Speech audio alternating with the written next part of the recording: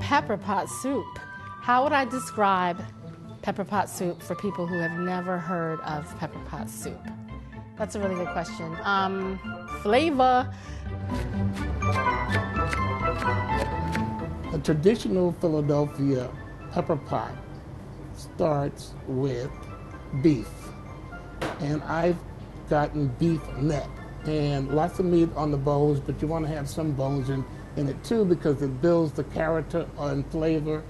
For me, food is an extension of culture, which is why you have so many takes on. There's an Irish take on pepper pot, African American Caribbean take on pepper pot, a West African take on pepper pot. There's many varieties of pepper pot as there are poor people, okay?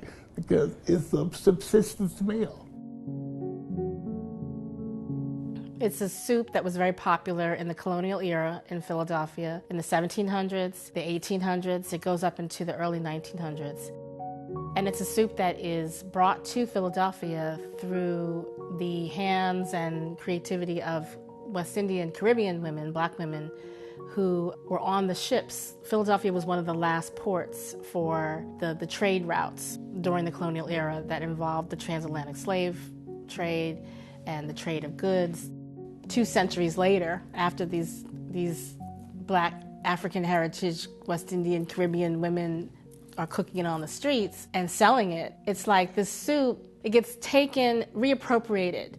And this soup goes from being what it is, this African origin, Caribbean developed, imported, and made here and sold by black people soup, to being this, most famous soup of the Revolutionary War, George Washington's favorite soup. It gets attributed to Betsy Ross, who has nothing to do with the soup. It gets attributed to Benjamin Franklin, who to my knowledge has nothing to do with the soup. And the soup gets kind of whitewashed.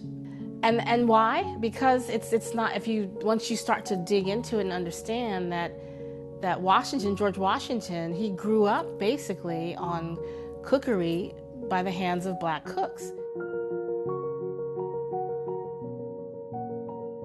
And so the reason I'm so excited about pepper pot soup is because, it's like bringing it back home, bringing pepper pot back. It's a tongue twister. Bringing pepper pot back to us.